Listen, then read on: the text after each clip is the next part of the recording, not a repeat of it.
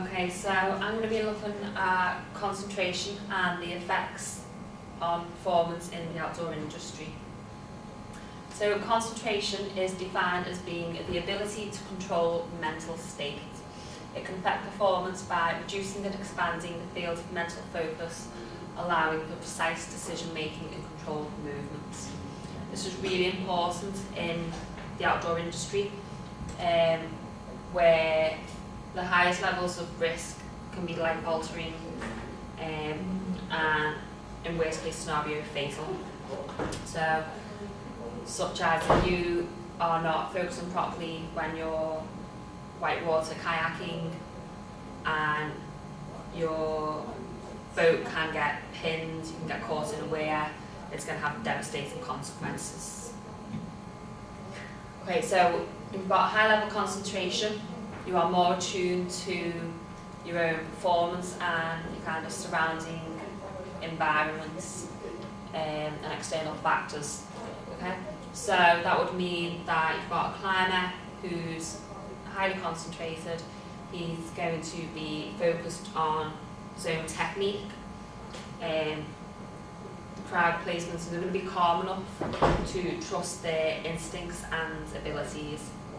On the flip side of that, you've got low level concentration, where you're more likely to be distracted, therefore missing valuable information, leading to higher chances of mistakes, which is going to result in poor performance.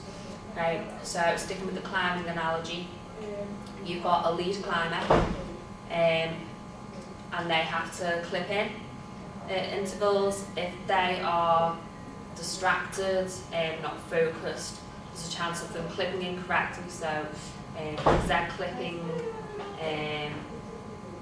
or clipping in backwards, or they might just miss the clip altogether, being so focused on, broadly that everything else is around them. So they're just focusing on the top of the crag instead of all the little steps in between. Okay, so this is shown in Nadeffa's model of attention. So you've got your four kind of spectrums, which is external, internal, broad and narrow. And in each quadrant shows a different kind of focus of concentration.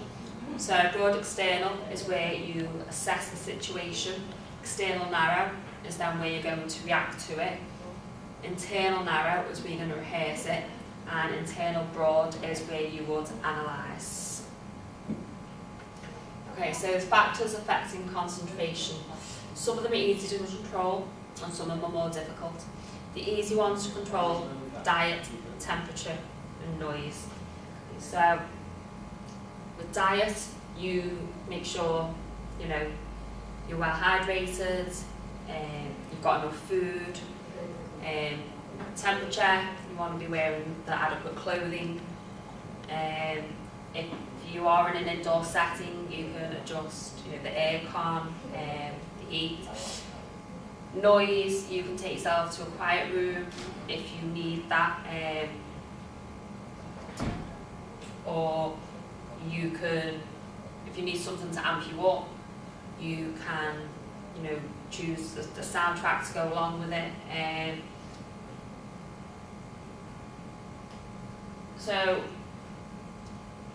when you're kind of doing all this, the way this helps concentration is that the brain isn't prioritising signals of starvation, dehydration, hypothermia.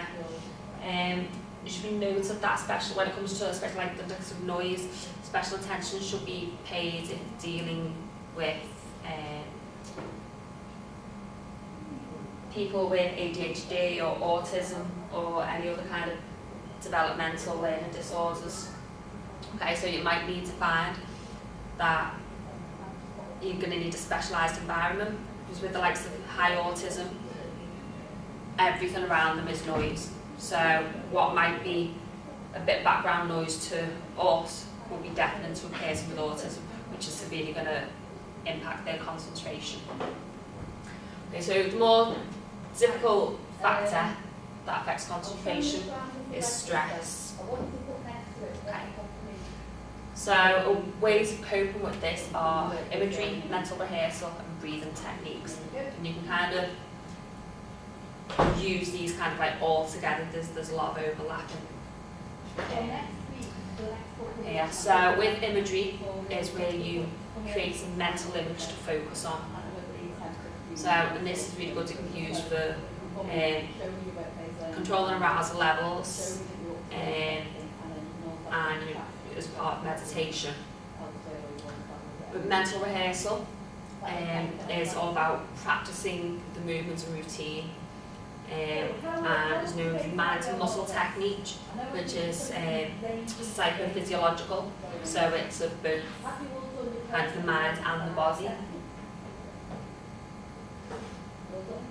Okay, and then you've got your breathing techniques, which physiological response to that is that it lowers your heart rate. You're concentrating on your breathing, and the psychological impact of that is that it aids with your focus. So, a really good example of kind of imagery mental rehearsal is route planning for climbers. So, you'll often see climbers looking up at a route before they start, and sometimes they'll use their hands as well. So where they're focusing on the route, they'll look at where they're going to put their hands roughly, and like how far they're going to stretch out and in what order.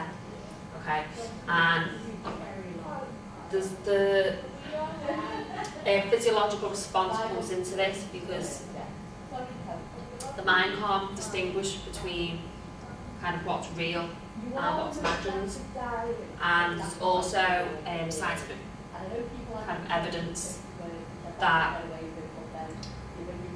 when you're focusing on these movements in your mind, it creates a kind of neurological response.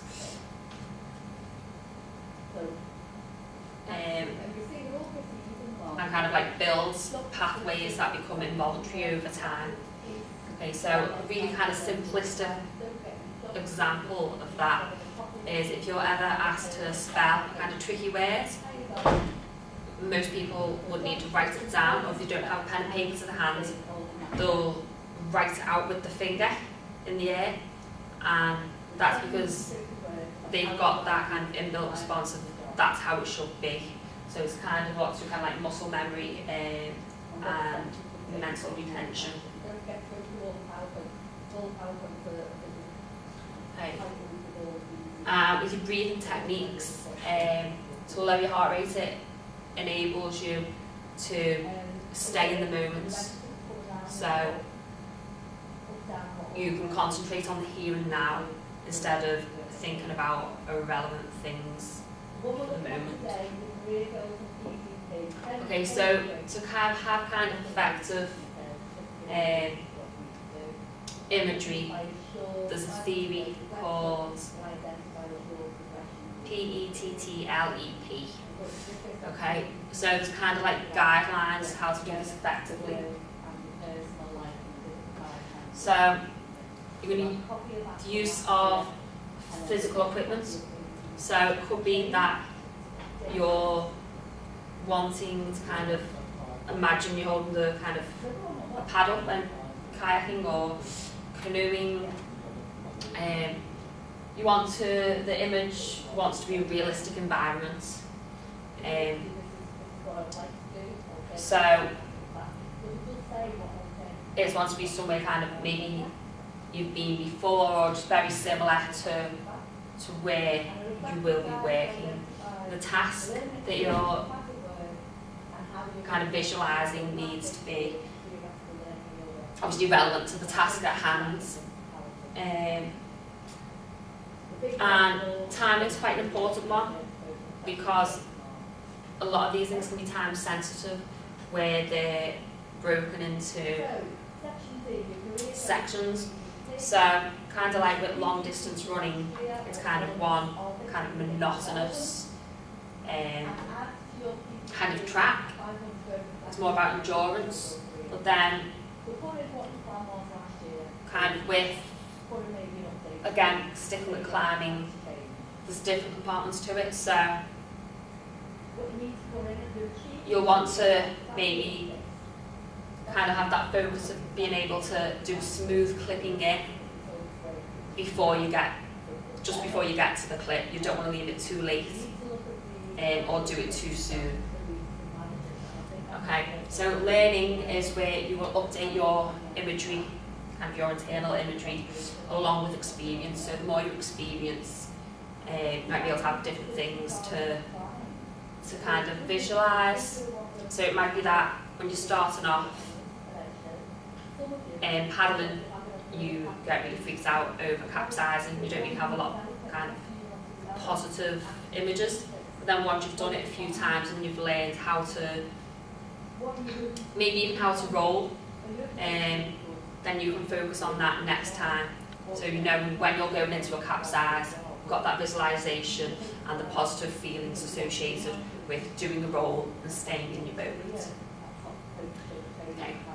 So emotion is where you're not just looking at kind of like the physical image, but how it makes you feel as well.